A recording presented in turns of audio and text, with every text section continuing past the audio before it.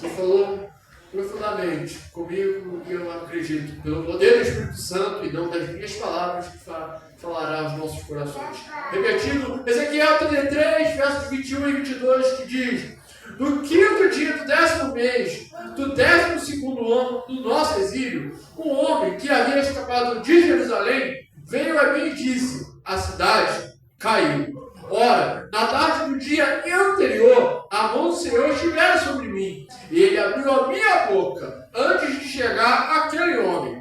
Assim foi aberta a minha boca e eu não me calei mais. Podem sentar.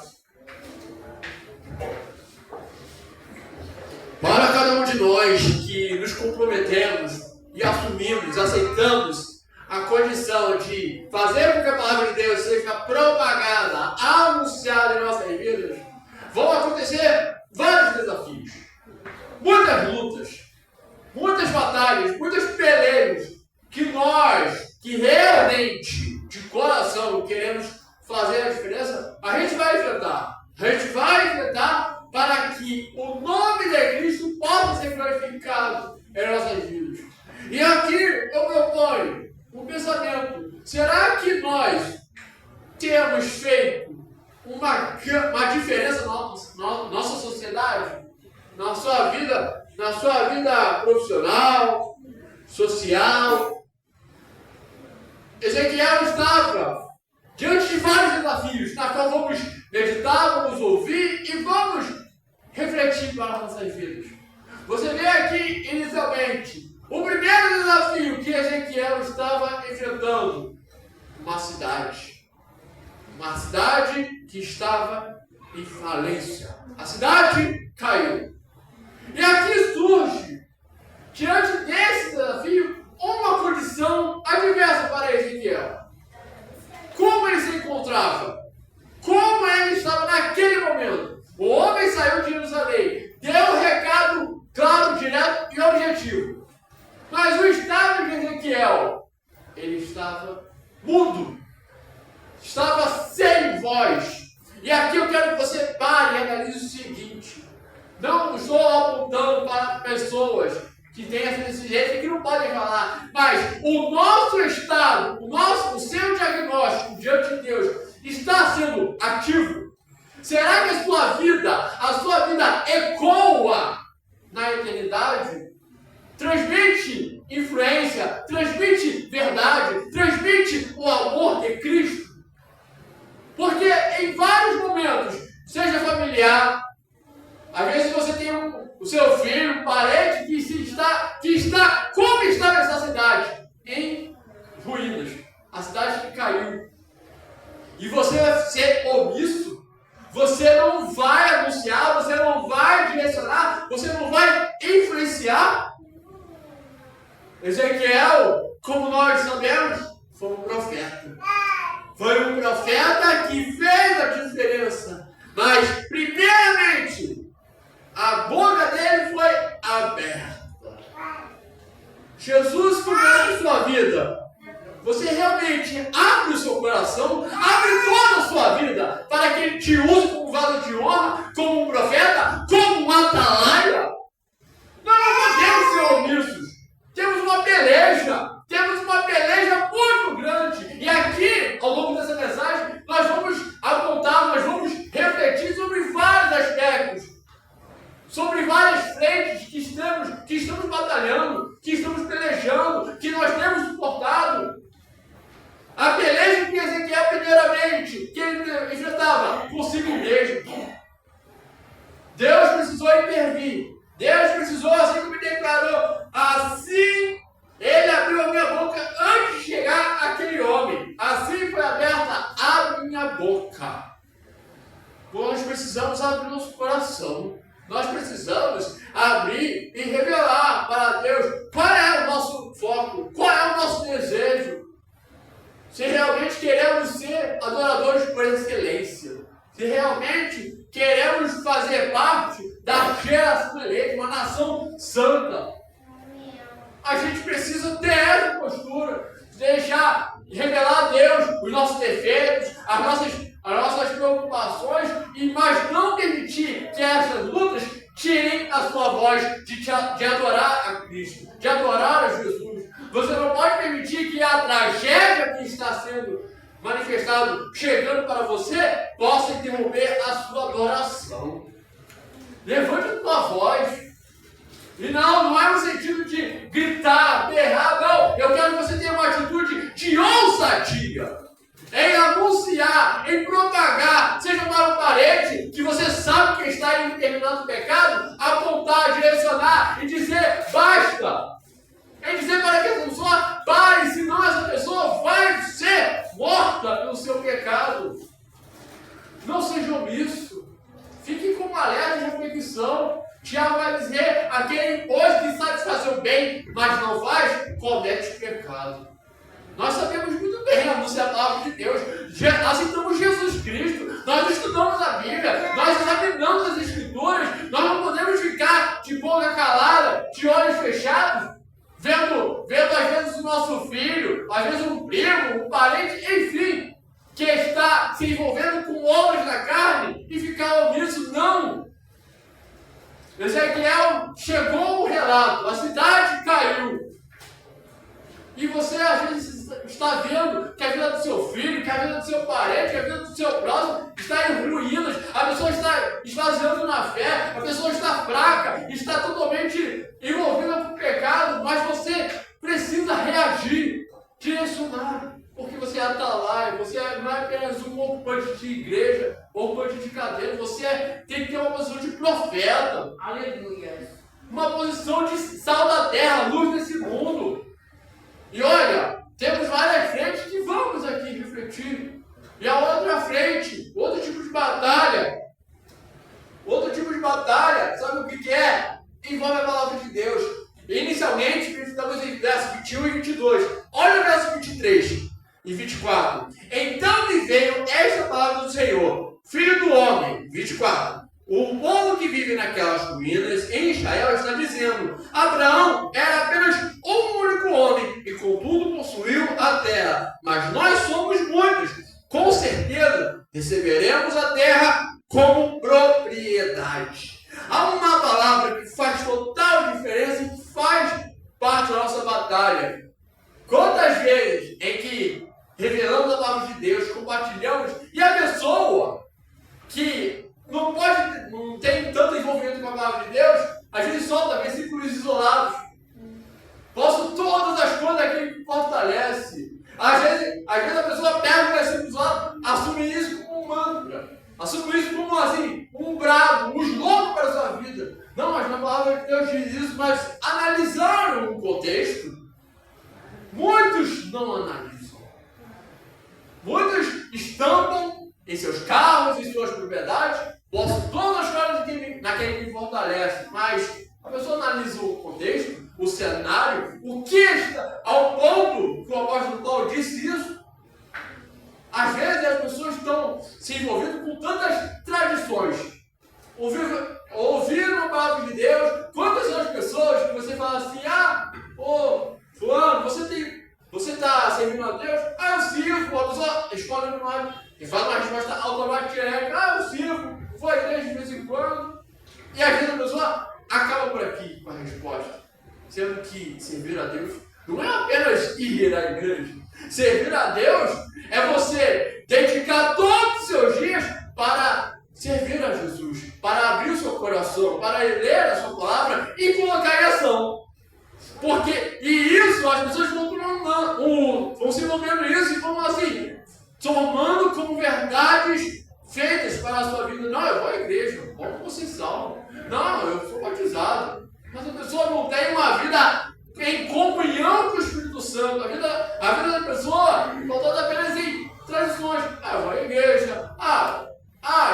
Eu canto louvores. Eu entrego a minha oferta. Mas o servir a Deus é prosseguir. É você, muito mais do que oferecer oferta, é ser uma oferta.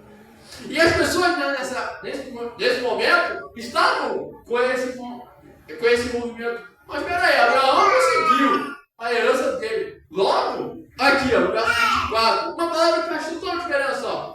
Abraão era apenas um homem, contudo construiu a terra. Mas nós somos muitos. Com certeza,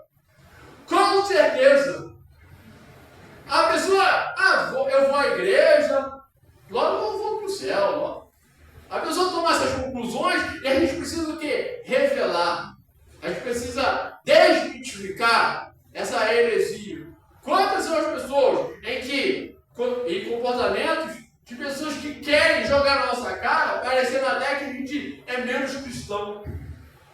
Quantas vezes, ao longo da minha trajetória, a pessoa que quer falar em línguas, e você chega a um ponto que você para e analisa o seguinte, principalmente eu, quando eu estava iniciando, quando eu batizei em 2010, eu falava assim, será que eu sou cristão mesmo? Eu vejo aqui o povo falando em línguas, fala pra lá, pra cá e tal. Aí você para e analisa, e a gente que precisa ter o quê? Uma maturidade em que? Ler a palavra de Deus. Em aquilo que nos ensina. Em 1 Coríntios sobre o dom de línguas. Quando você vai desenvolvendo isso, logo você vai tendo o quê? Razões, argumentos e principalmente o poder do Espírito Santo na sua vida. E a fim de rebater todas essas falsas verdades, heresias. É essa outro tipo de batalha. A primeira batalha que você enfrenta é consigo mesmo. É consigo mesmo. Às vezes você lê a palavra de Deus, você ouve, você acompanha pregações, seja na igreja local, seja em célula, seja na internet, mas você precisa ter o quê? Uma ação. Eu quero trabalhar para Jesus. Eu quero propor, eu quero compartilhar a semente que é a palavra de Deus. Eu vou evangelizar na rua, na minha casa, no meu trabalho, na igreja, cooperando com os irmãos. A segunda batalha é para a sua vida íntima. A cidade caiu, foi anunciado, e às vezes você está vendo que a vida do seu filho, que a vida do seu parente está em ruínas, mas você precisa o quê? Anunciar, reestrutura, avisar com alerta, porque nós transmitimos a verdade, nós transmitimos o Evangelho, e a terceira batalha é uma batalha contra a heresia, contra toda a falsidade. É inconcebível que nós, que realmente amamos a Deus, que compartilhamos sua palavra, a gente tenha essa postura. Eu quero ser um adorador por excelência, logo eu vou examinar a palavra de Deus, logo eu vou ouvir, logo eu vou guardar em meu coração. Porque, amados, a gente sempre diz aqui nos cultos assim, que o culto não acaba por aqui, o culto não acaba, o culto não tem fim, o culto continua aonde o Espírito de Deus repousa, e o Espírito de Deus repousa em você. É todos os dias, é 24 horas, é 7 dias da semana. O Espírito de Deus continua, e o culto continua, aonde a palavra de Deus é manifesta, onde a palavra de Deus chega, onde a palavra de Deus transforma, traz vida, liberta. Tanta mente encarcerada aí nesse mundo, às vezes dentro do seu convívio. Então tenha uma postura. E o quarto tipo de batalha, ainda na terceira batalha, no verso 25 diz: então diga a eles, assim diz o soberano Senhor, uma vez que vocês comem carne com sangue, voltam-se para seus ídolos e derramam sangue, como deveriam possuir a terra. Palavras de Deus, palavras do nosso soberano e excelentíssimo Deus. Como é que pode um povo que quer se envolver com tradições, que se apega a essas tradições, mas o povo quer possuir a terra prometida? Como é que pode um povo que não tem fé, que não tem obras, querer conquistar a terra prometida, conquistar o reino dos céus? Muito, as pessoas estão cada vez mais encarceradas. Eu vou à igreja, eu faço isso, aquilo, mas você precisa ser um santuário, ser atalaia, ser um profeta, assim como foi Ezequiel. Porque, amados, nós sabemos muito bem, é necessário que passemos por tribulações a fim de alcançar o reino dos céus. Aleluia. Como é que vai haver evangelho sem renúncia? Como é que vai haver vitória se não te passarmos por lutas? Faz parte. Glorifiquemos a Deus por cada etapa superada, nas batalhas em que travamos, porque Ele está conosco. Mas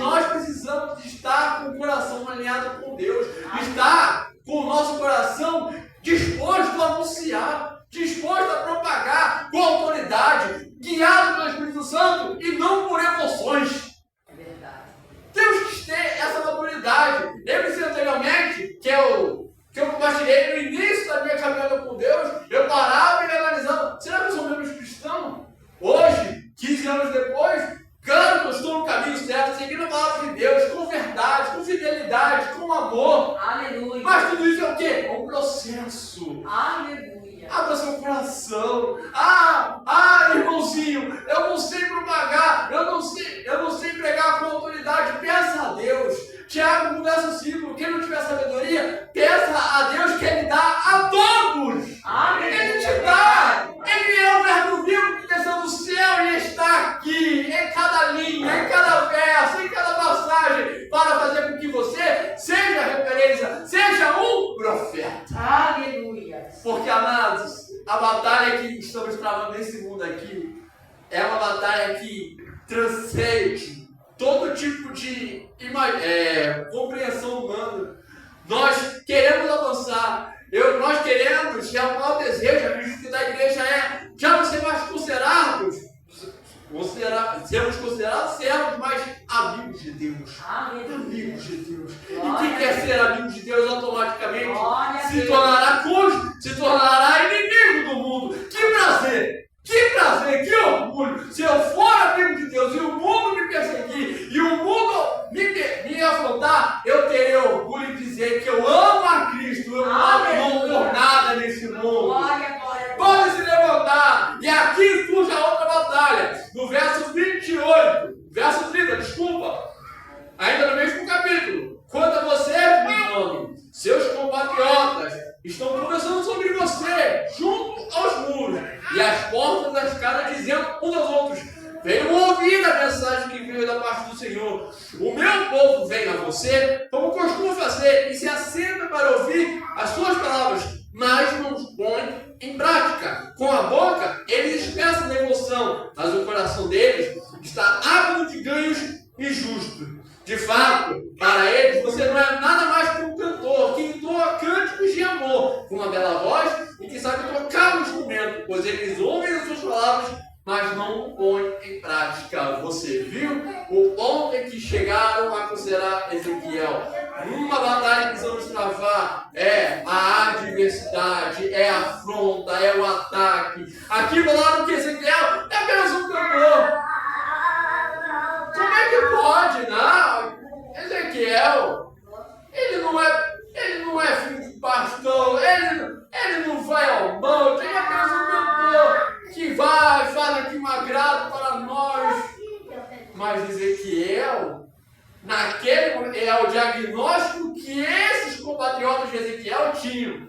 Mas eles não sabiam que Ezequiel passou por um processo. Nós estamos no verso 30. Lá, anteriormente, lá no início da leitura, a mão do Senhor mudou Ezequiel, colocou a voz. E o que diz Ezequiel? Eu nunca mais me calei.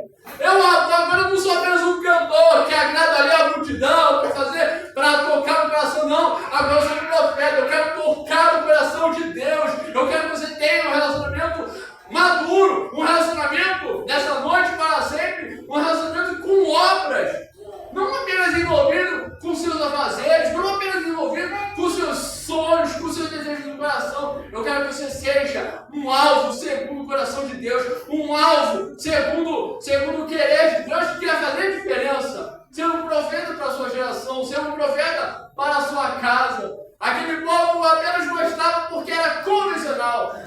Eu gosto apenas porque Ezequiel louva, apenas tem uma bela voz, apenas porque é o quê? De boca para fora, apenas o que é exterior. Eles estavam contemplando aquilo que poderiam ver. E às vezes você está vendo esse tipo de batalha. Às vezes, pessoas vão olhar para você e dizer: quem é aquele irmão? Desajeitado, desarrumado, não tem bens, não tem propriedade, não tem postura, não tem uma boa oratória. A sociedade nos julga assim. A sociedade nos julga em cada detalhe, em cada fio de cabelo, a sociedade julga. E às vezes pode ser familiar teu. Como é que pode? Eu já ouvi, sinceramente, de pessoas, não para a minha pessoa, mas para a próxima. Como é que pode alguém caipira lá falar de Jesus? Como é que pode a pessoa que não tem nenhum ensino superior falar de Jesus, para falar em um altar? E quem disse que são esses que Deus procura? Deus procura os verdadeiros adoradores. As pessoas precisam parar e analisar. Não devemos julgar, jamais pela aparência, jamais. Olha, veja na história, vários homens de Deus chegou ao ponto de usar um jumento, uma mula para falar com Balaão. E está achando que gravada, terra, uma boa oratória, irá convencer, irá tocar no coração de Deus, fazer o inimigo fugir. Não é nada disso. É apenas um coração demente. Não importa a sua aparência, mas que estejamos dispostos a fazer um grande pacto. E aqui eu fecho para dizer, depois de todas as batalhas, depois de tudo isso que a gente enfrentamos heresia, a gente enfrenta crítica de colega, a gente enfrenta as batalhas particulares, as nossas batalhas. Qual legado nós vamos deixar? Ezequiel deixou um legado poderoso, em que foi fiel, em que foi combatente, foi militante por Jesus Cristo. E amados, devemos ter essa grande importância. Ezequiel fez a sua diferença lá atrás, há vários anos atrás, mais de 2000 anos atrás. E nós estamos aqui propagando a sua vida, propagando essa obra, esse ato em que Ezequiel estava envolvido. E quando tudo isso passar, porque lembre-se, nós somos apenas um ponto ligeiro, nós somos peregrinos. E qual legado que você vai deixar? Será que você, para os seus filhos, para o seu vizinho, para o seu colega no trabalho, quando a sua vida passar por aqui, será que você vai deixar marca? Será que você vai deixar influência? Será que você vai deixar obras de fé? Ezequiel fez grande diferença na sua geração. Ezequiel, Isaías, conforme o pastor disse, que estava lendo, Jeremias, e tantos outros homens, mulheres. E qual legado nós vamos deixar? E aqui eu fecho no verso 33. Quando você fechar os olhos aqui nesse mundo, que você possa gerar um impacto, que fala, quando tudo isso acontecer, e certamente acontecerá, eles saberão que um profeta esteve no meio dele. Eu quero que você traga isso para a sua vida de hoje para sempre. Eu quero ser um profeta de valor. Eu quero trabalhar a fim de fazer o nome de Deus conhecido, grande, exaltado pela minha vida. Ezequiel foi marcado em sua geração. Ezequiel, Isaías e todos foram marcados. E nós vamos deixar nossa marca na vida dos nossos colegas, amigos, familiares, de quem Deus colocar em nossa vida. Porque enfrentamos batalhas, porque enfrentamos pelejas muito grandes contra a oposição, contra a heresia, contra as nossas batalhas internas e particulares. E que você possa enxergar isso como todo um processo. Aquele que leva a preciosa semente, aquele que chorando santamente colherá eternidade. Eu vou plantar a minha fé hoje, dia 29 de junho de 2025. Creio que pode ser daqui a 6 meses, pode ser daqui a 5 anos, mas eu vou colher minha eternidade. Eu vou colher porque eu sei quem tem o Cristo. Eu sei quem faz parte da minha vida. Eu sei quem mudou o meu viver. E assim eu vou fazer a diferença. Não importa o que aconteça. Podem o mundo me afrontar, podem meus amigos me abandonarem, podem meus pais me rejeitarem, mas eu serei fiel a Deus. Eu não vou permitir que nada nesse mundo venha me esfriar. Pelo contrário, eu enxergo as coisas do mundo e eu, sendo um profeta, buscar a minha certificação. Não importa, não vai ser palavras de contenda, não vai ser palavras de dúvida, não vai ser nada disso que vai dominar a minha vida, a minha jornada e a minha caminhada com Deus. Mas o que vai dominar é o meu desejo de agradar o coração de Deus e abraçar o nosso Mestre. Abraçar Jesus Cristo por chegar à eternidade. Porque Ele virá para você, olhará para você e falar, você fez a minha vontade. Você apenas não disse Senhor, Senhor e deixou de fazer a minha vontade. Não, nós fazemos, nós anunciamos, nós colocamos o nosso coração e assim alcançaremos a eternidade. E assim alcançaremos a eternidade, crendo, perseverando até o fim. Porque aquele que perseverar até o fim, independente da batalha que você enfrenta, você será salvo. Independente. Não olhe para as suas circunstâncias como uma afronta. Não, olhe para os seus desafios como um combustível para a sua fé, para alcançar a vitória em Cristo Jesus.